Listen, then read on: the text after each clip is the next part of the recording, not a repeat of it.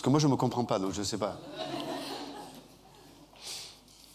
Allez, Deutéronome 33, on va lire quelques versets ensemble. Verset 8. Deutéronome, chapitre 33, verset 8. Sur Lévi, il dit, « Tes Toumim et tes Ourim ont été confiés à l'homme fidèle envers toi, que tu as tenté à Massa et avec qui tu as contesté aux œufs de Mériba.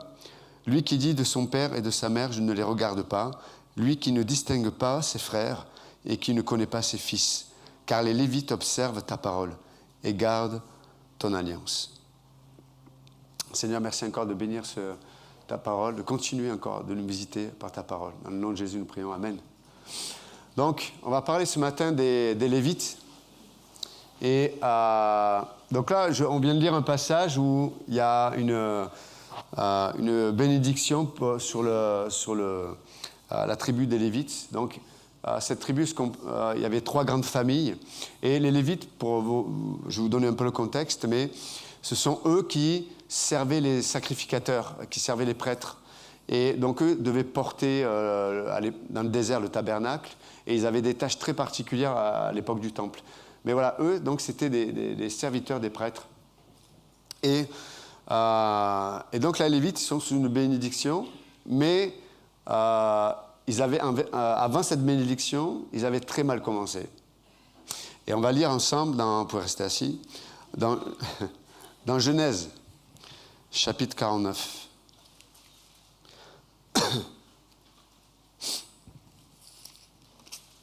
Genèse 49, verset 5. Il est dit, Siméon et Lévi, son frère, leur glaive, donc le contexte c'est Jacob, qui est en train juste avant de mourir, vous savez, il avait, comme il était le patriarche et qu'il avait, il avait lui-même reçu la bénédiction de la part de Dieu à travers son père. Donc Jacob, avant de mourir, il redonne cette bénédiction à ses fils. Mais dans cette bénédiction, il y a toujours un aspect prophétique. Et cet aspect prophétique aussi correspond à des comportements que ses fils avaient eus lors de certains tests, certains moments de leur vie. Et donc Jacob parle, il dit, avant de mourir, il dit, mais Siméon et Lévi, son frère, leurs glaives sont des instruments de violence, comme mon âme n'entre point dans leur conciliabule, comme mon esprit ne s'unisse point à leur assemblée. Car dans leur colère, ils ont tué des hommes, et dans leur méchanceté, ils ont coupé les jarrets des taureaux. Maudite soit leur colère, car elle est violente, et leur fureur, car elle est cruelle. Je les séparerai dans Jacob, et je les disperserai dans Israël. Donc là, il y a comme 2 sujets un peu, on a l'impression qui s'opposent. Donc, dans le passage que je viens de lire, dans Genèse, Lévi et Siméon sont sous une malédiction. Pourquoi ?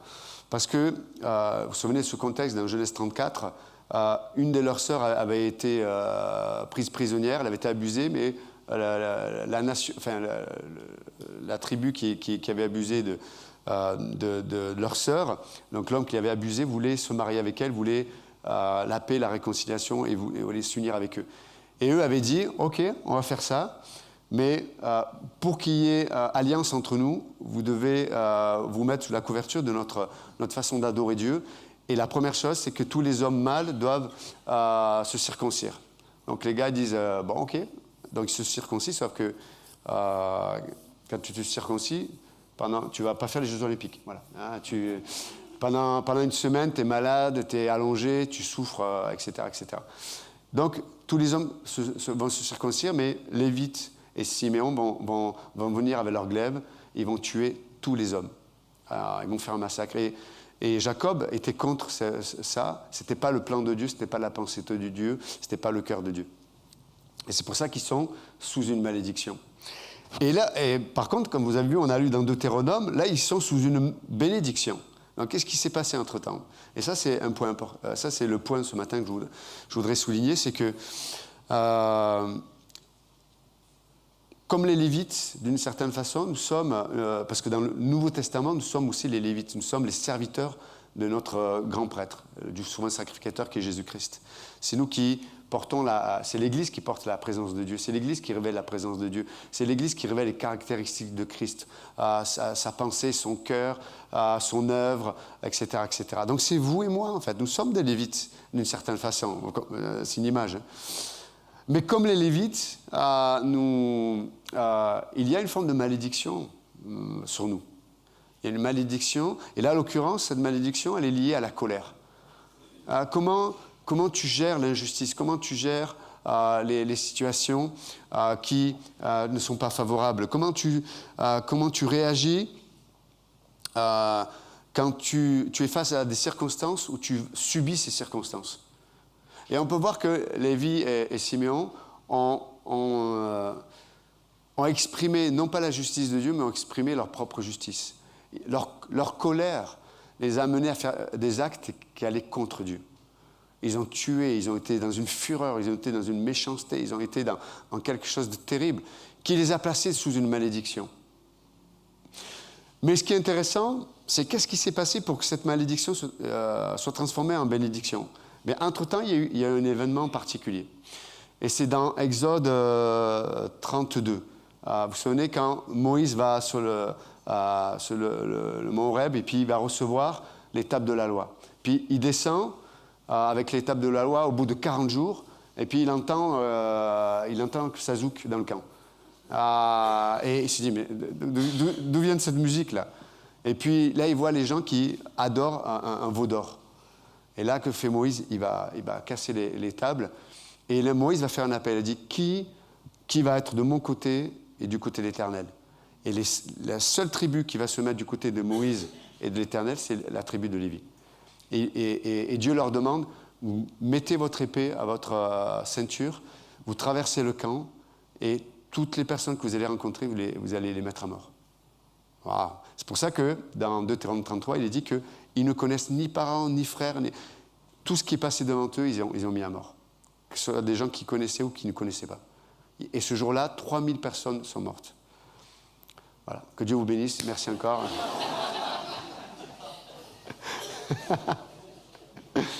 Non, le culte était bien aujourd'hui, hein, vraiment. Mais donc, on peut voir on va dire, quels sont les éléments que l'on retrouve dans ces deux passages. C'est que dans Genèse 34, les mêmes Lévites avaient sorti une épée, mais pour accomplir sa justice, pour satisfaire sa colère. Il y avait une frustration, il y avait une incompréhension, il y avait des pourquoi qui l'ont amené à faire un acte qui était contre Dieu. Et puis dans Genèse, là par contre, ils vont utiliser la même épée, mais pour accomplir la volonté de Dieu. Quand ils ont accompli ou assouvi leur propre justice, ils sont placés dans une malédiction. Et vous avez vu, la malédiction, c'est quoi? Ils vont être séparés dans le peuple et dispersés. Ça veut dire qu'ils vont perdre leur identité.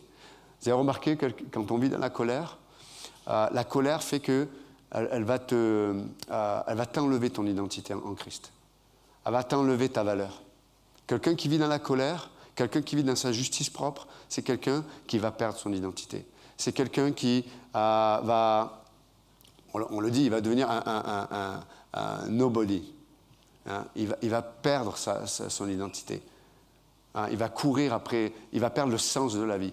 Quelqu'un qui vit dans la colère, quelqu'un qui vit dans une justice propre, il sera insatiable.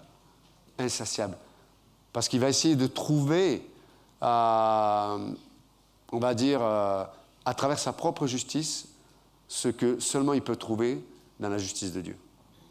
C'est-à-dire une valeur, ça veut dire l'amour, ça veut dire la paix, ça veut dire les raisons d'espérer, ça veut dire un sens à ta vie. Vous êtes avec moi ou pas? Et donc, avec la même épée, on peut se placer dans la bénédiction, et avec la même épée, on peut se placer dans une malédiction. Incroyable. Et on a vu dans Genèse 32, Moïse fait un appel. Qui va se tenir pour l'Éternel et sa parole? Il y a le même appel aujourd'hui. Qui de nous va se tenir pour l'Éternel et sa parole? Parce que c'est lorsqu'on se tient du côté de la parole de Dieu que notre épée va être va nous amener dans la sphère de la bénédiction. Comprenez l'idée? Et donc cette épée qui représente le moyen pour nous d'accomplir une forme de justice. C'est ça l'épée. C'est dans le Nouveau Testament, il dit que le magistrat, il porte l'épée.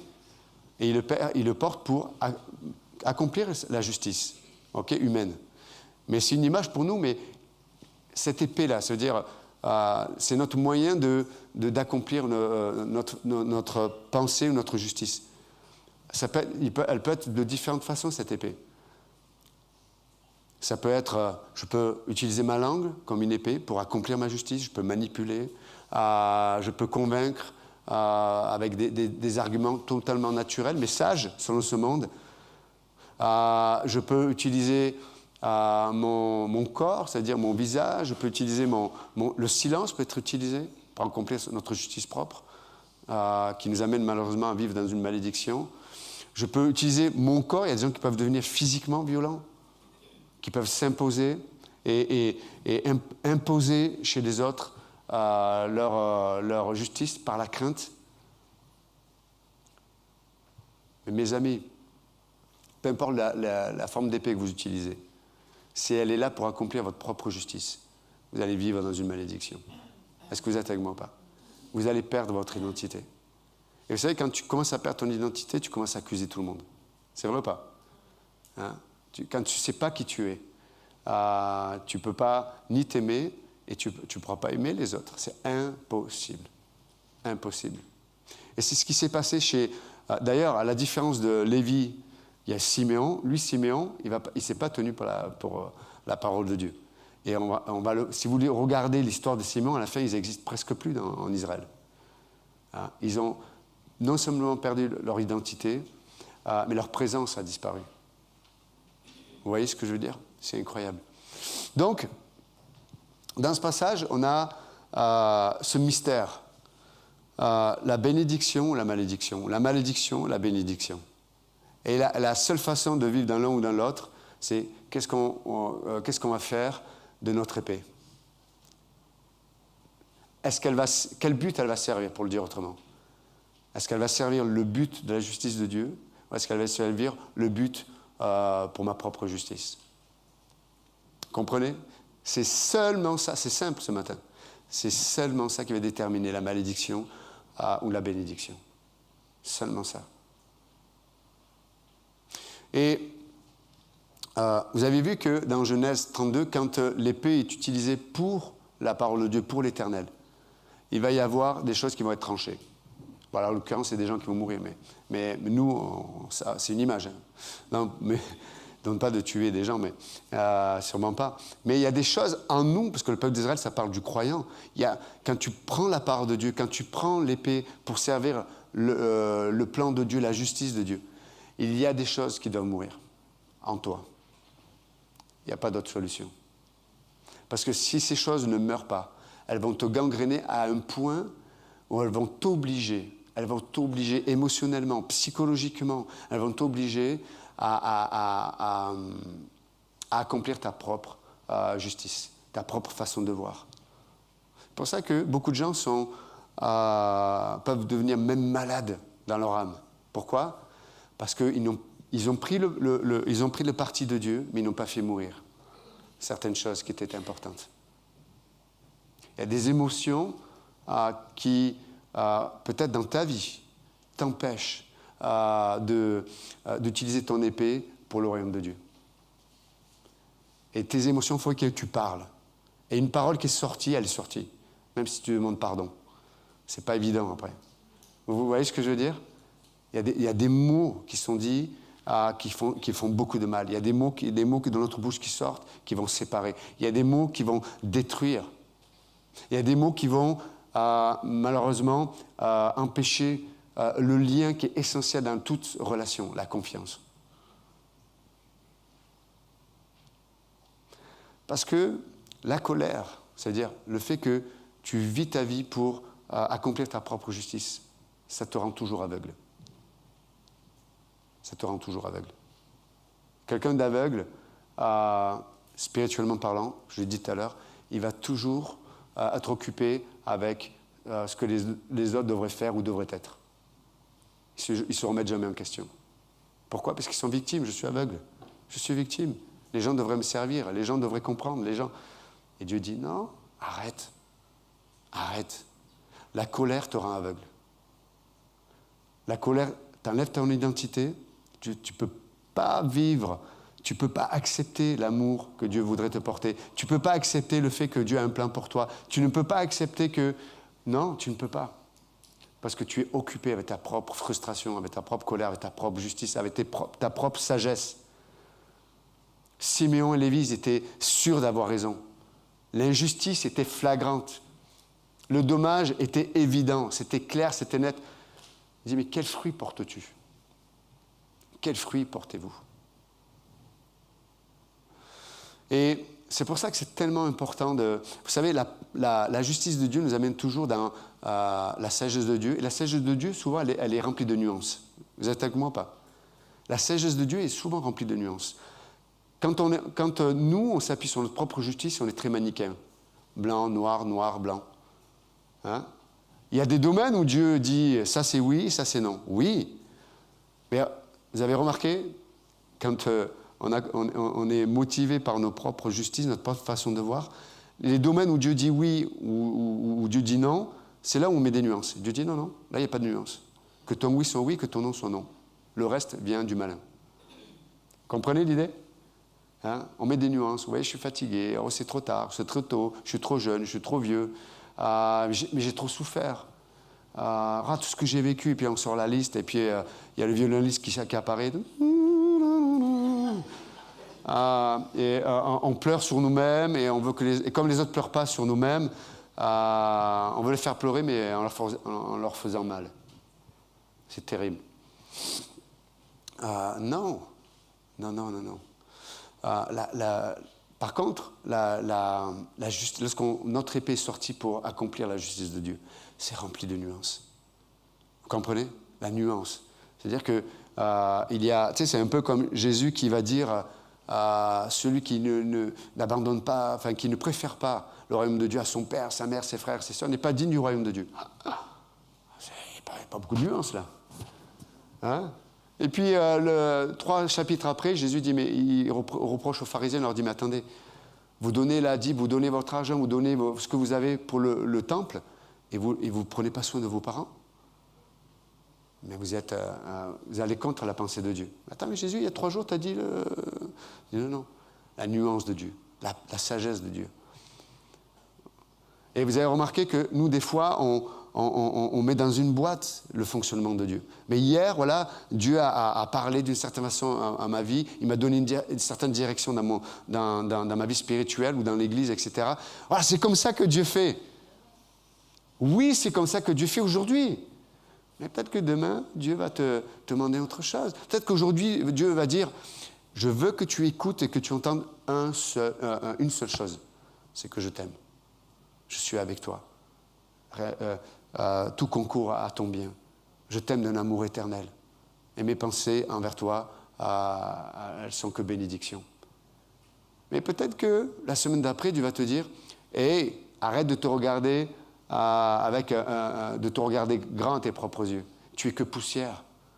Tu sais, un peu comme avec Job. Mais où étais-tu quand j'ai créé les monstres marins? Où étais-tu quand j'ai créé les luminaires? Où étais-tu quand, d'un claquement de doigts, l'espace et le temps a commencé à exister? Où étais-tu? Mais tu n'es rien. Maintenant, la semaine dernière, c'était mieux. La semaine dernière, tu dis comme j'étais gentil. Vous voyez ce que je veux dire? Il y a la sagesse de Dieu, c'est les nuances de Dieu. Vous savez, quelqu'un de désécurisé, il va malheureusement être très légaliste. Ça veut dire qu'il va être très manichéen. C'est comme ça que ça devrait se passer, c'est comme ça qu'il faut penser, c'est comme ça qu'il faudrait faire, c'est comme ça.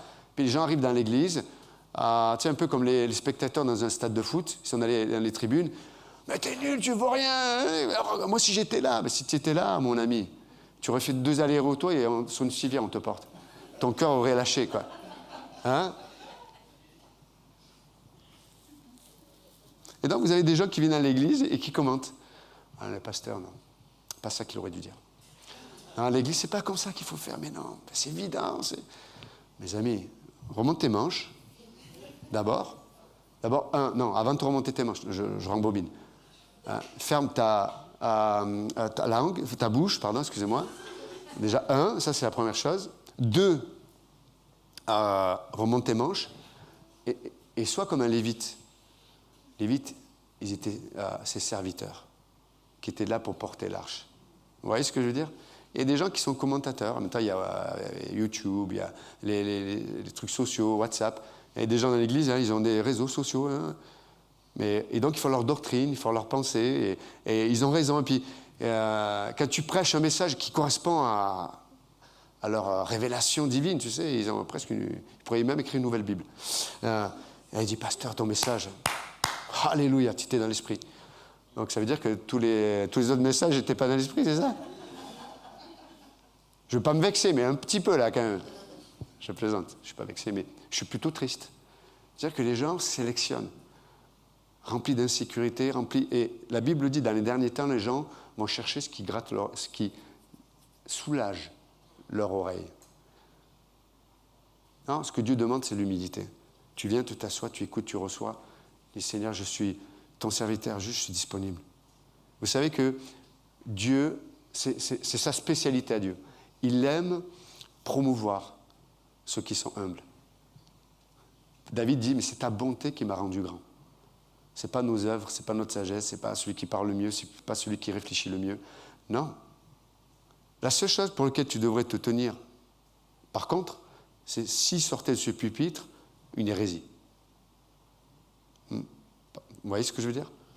Si par exemple je commençais à dire que les femmes pouvaient être pasteurs. Je vous provoque là. Mais il n'y aura pas de femmes pasteurs ici. Parce que dans la Bible, ce n'est pas marqué. Je fais exprès d'utiliser des sujets qui frictionnent un peu. Je me suis levé ce matin, je dis il faut que j'embête quelqu'un. Comme j'ai le micro, vous êtes là, quoi, donc je suis désolé. Mais... Non, pour moi, c'est une hérésie. C'est pas la sagesse de Dieu. Oui, mais il y a plein d'églises, pasteur, des grandes églises, et puis elles parlent, c'est génial. Oui, elles peuvent parler, elles peuvent dire ce qu'elles veulent, c'est pas des pasteurs, des bishops, des trishops, des quatrishops, ce que tu veux. Elles peuvent écrire des milliers de livres, je m'en fous. Et je peux te prouver bibliquement que c'est faux. En plus, on a fait un séminaire il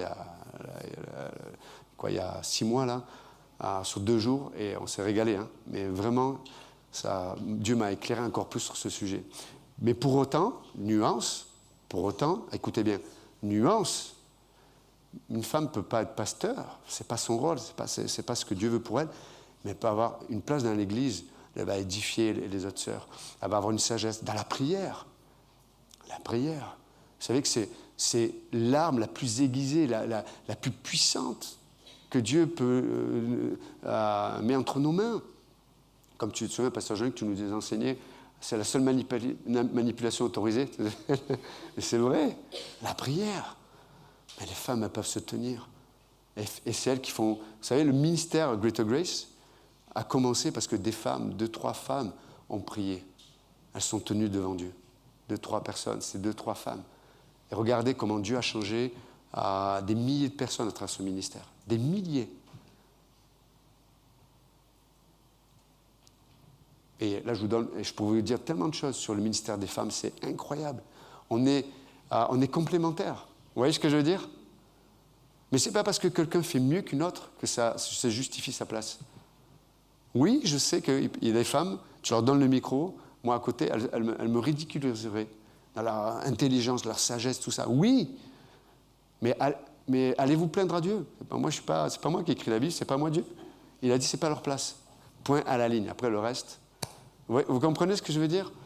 Donc, alors c'était juste un exemple. Je pourrais vous en donner tant d'autres, mais je ne veux pas... Déjà celui-là, peut-être certains doivent avaler la salive. Ah ouais, là... mais c'est vrai que je suis un peu taquin, mais à peine. Mais ce que je veux dire par là, c'est que Lévi, il a sorti son épée, il s'est tenu pour le camp de Dieu. Il a mis à mort ce qu'il fallait à mettre à mort. Certains, peut-être ici, ont une volonté, un désir ou des projets. Mais ce ne sont pas des projets qui accomplissent le cœur de Dieu ou la volonté de Dieu ou la sagesse de Dieu. Est-ce que tu es... Et tu donnes toute ton énergie, tu donnes tout ton temps, tu donnes tout ce que tu as, tu le donnes pour ça. Mais peut-être que ça te met dans une malédiction, peut-être. Peut-être tu vas perdre, tu sais un peu, alors c'est pas la même chose, mais quand Jésus dit « À quoi sert un homme de gagner le monde entier s'il perd son âme ?» Vous voyez ce que je veux dire? Mais des fois, il y a des chrétiens, vous ne perdez pas votre âme, mais vous allez perdre peut-être votre identité en Christ. Vous allez perdre les repères de la parole de Dieu, sur la réalité de la vie éternelle, sur le fait qu'il y a un monde perdu qui se perd, sur les dons spirituels que Dieu vous a donnés. Je pourrais tellement citer de choses. Tu vas perdre la réalité de toutes ces choses. Comprenez l'idée? Il y a des choses peut-être qui doivent être mises à mort. Certains, il y a leur orgueil dans un couple. Il faut toujours qu'ils aient raison, il faut toujours qu'ils s'imposent, il faut toujours qu'ils mettent le doigt sur tout ce que l'autre ne fait pas et qu'il devrait faire. Et Dieu dit, mais non, à quel moment tu vas être comme Lévi, qui va tenir son épée et faire mourir ce qu'il doit faire mourir? Fais mourir ton orgueil, fais mourir ta bouche un peu. Sois sensible à l'autre. Déjà, sensible à l'homme, je ne suis pas d'accord, pasteur. Alors là, je ne suis pas d'accord. Alors, regarde, tout ce que je fais, moi. Dieu dit, attends. Non. Qu'est-ce qui est le plus important? Ce que tu fais ou la paix? L'unité dans le couple. C'est quoi le plus important? Vous voyez avec moi? Qu'est-ce qui est le plus important? Parce que tout le reste va découler de l'unité dans un couple. Tout le reste. Si on est un, si on se fait confiance. Vous voyez ce que je veux dire? Si je ne prends pas tout ce que me dit l'autre comme avec défiance. Vous imaginez, des fois, on va dans la rue, on rencontre quelqu'un, on va discuter, on va être d'accord sur des sujets, alors que la personne, on ne le connaît pas. Hein. On va presque même faire confiance à des étrangers, alors que la personne avec qui tu t'es engagé, ça fait 20 ans que tu es avec elle, que tu as fait des enfants, etc., tu ne lui fais pas confiance. C'est pas normal, ça. Vous êtes d'accord avec moi ou pas? C'est bizarre. Et pourtant, dans les couples, des fois, les gens envers qui on a le plus de défiance, c'est son conjoint. Parce qu'on a l'impression que tout ce qu'il va dire, tout ce qu'elle va faire, c'est pour tirer la couverture de son côté. Je la connais maintenant. Hein? Je connais son vrai visage. Hein? Comme dirait Luc Funès, tu t'es marié avec Fantomas ou... Mais vous voyez l'idée? Non. Sors ton épée et fais mourir ta justice. Oui, mais je vais perdre. Je sais. Oui, mais je vais plus maîtriser. Dieu dit, oui, je sais. Mais elle va en profiter. Je sais. Et alors, pasteur, après, je sais. Crois Dieu. Confie-toi. Réfugie-toi. Fléchis les genoux. Dis, Seigneur, au secours. Non, je sais tout ça, mais peut-être j'y arrive pas. Dieu aime. Il est proche de ceux qui ont le cœur contrit et brisé. Vous êtes avec moi ou pas?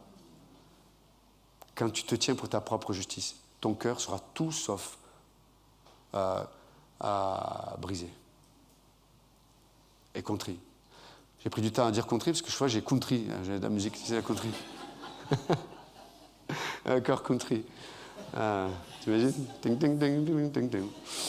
Mais l'idée, elle est là. Vous comprenez? C'est extraordinaire. Pourquoi? Parce que Dieu, le cœur de Dieu, c'est qu'on soit couvert par sa bénédiction et non pas dans la malédiction. Le cœur de Dieu, dans la bénédiction, c'est que de plus en plus, tu vas découvrir qui tu es en Jésus-Christ. Hein? Tu vas découvrir la confiance en Christ en toi. Tu vas avoir la maîtrise de toi, la cravate en soi. Oui. Donc, mais tout ça, c'est lié à la malédiction et la bénédiction. Ton épée, donc ta façon de te défendre, ta façon de réagir dans les moments les plus durs, les plus intenses, c'est là où tu sors ton épée, c'est là où tu sors tes mécanismes de défense. Ton épée, tu vas l'utiliser pour quelle justice? C'est juste ça qui va déterminer de vivre dans la bénédiction, dans la malédiction. C'est simple, c'est simple ce matin. C'est très simple. Je me place dans la justice de Dieu, je prends l'épée de Dieu. Dire, mais regarde tout ce que j'ai fait, j'ai échoué, j'ai raté. Et Dieu dit, non, non, non, non, non. Sors pas ton épée. Sors pas ton épée comme, vous savez, les samouraïs. Harakiri. Hein? Non, arrête. Arrête. Sors ton épée pour la justice de Dieu. On l'a chanté tout à l'heure. Le sang qui nous purifie, le sang qui nous donne la vie, le sang de Christ qui a fait que Dieu nous a transférés d'un royaume à un autre royaume.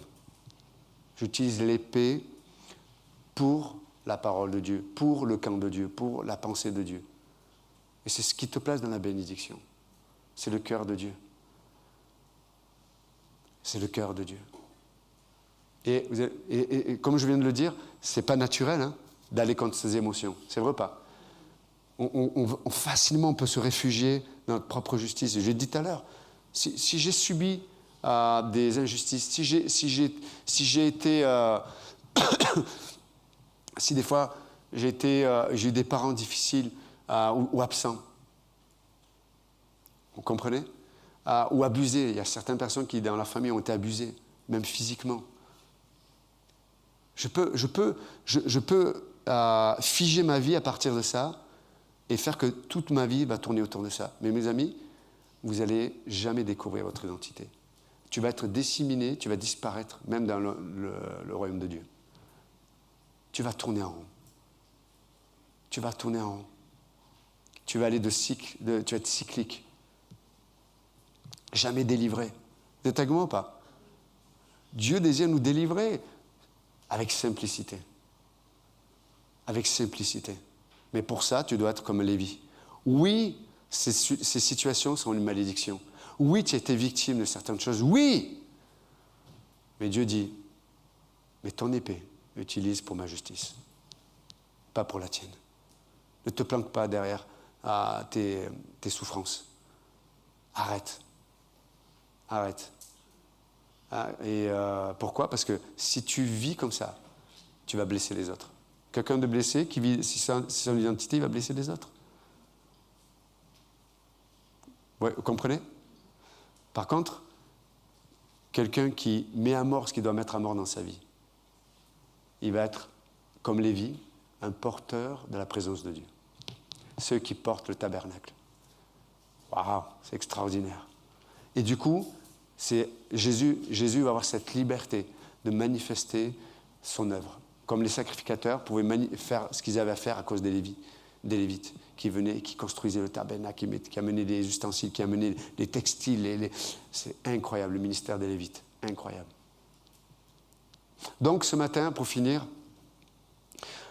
oui, peut-être qu'on a commencé mal comme les Lévites. Oui, peut-être que dès le départ, on est sous la malédiction. Et oui, en Adam, on est sous la malédiction. Oui, peut-être qu'on a pris une direction et peut-être jusqu'à présent, on vit la malédiction. Mais Dieu dit, comme Moïse a dit, qui se tiendra pour l'Éternel? Qu'il mette son épée à sa ceinture, qu'il les dégaine et qu'il fasse la volonté de Dieu. Qui déclare la volonté de Dieu, qui déclare l'œuvre accomplie, qui déclare l'amour de Dieu. Et vous savez pourquoi des fois ça nous gêne, l'œuvre accomplie, l'amour de Dieu et la grâce? Parce qu'elle nous place sur un terrain où on n'a plus d'excuses en vérité. Comprenez l'idée? C'est pour ça qu'on n'aime pas ce message. On n'a plus d'excuses. Parce qu'en Christ, il y a tout. On a dit, Benjamin l'a dit tout à l'heure. On a reçu, si vous lisez Éphésiens chapitre 1, toutes les bénédictions nous ont été données, mais elles sont placées dans les lieux célestes. Quand tu te places dans la justice de Dieu, tu es placé dans les réalités, des réalités célestes. Et tout est à toi. Vous entendez ou pas? Tout est à toi. Tout ce qui est à Christ, c'est à toi. Vous voyez? Alors que, vous vous souvenez, le fils prodigue, le fils aîné, mais moi, tu ne m'as jamais fait ça pour moi. Et le père dit quoi? Mais en fait, tout était à toi. Tout a toujours été pour toi.